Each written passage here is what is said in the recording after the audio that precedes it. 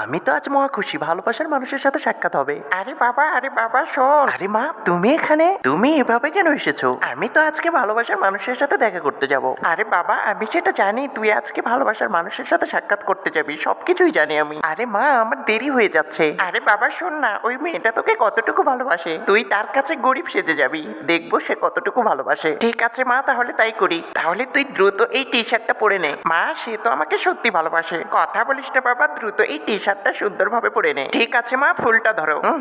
একদম ভালো লাগছে না। এবার তোর হাত ঘড়িটা আমাকে খুলে দে। কি যে করো মা, এই নাও খুলে দিলাম। এবার হুইল চেয়ার ঠেলে ঠেলে তোর ভালোবাসার মানুষের কাছে আমাকে নিয়ে চল। আরে পল্টু, তোমার সাথে এই বুড়ি কিভাবে আসলো? কত নোংরা খ্যাত, শেষ পর্যন্ত তুমিও খ্যাত আর নোংরা পোশাক পরে আমার সামনে আসলে। ব্যাস, অনেক হয়েছে, এবার থামো। সামান্য একটা গরিবের মুখে এত বড় কথা? আরে বান্ধবী থাম, ওর সম্পর্কে ভালোভাবে না জেনে কি বাজে মন্তব্য করছিস? মা, তুমি ঠিকই বলেছিলে, সে আমাকে নয় আমার টাকাকে ভালোবাসে।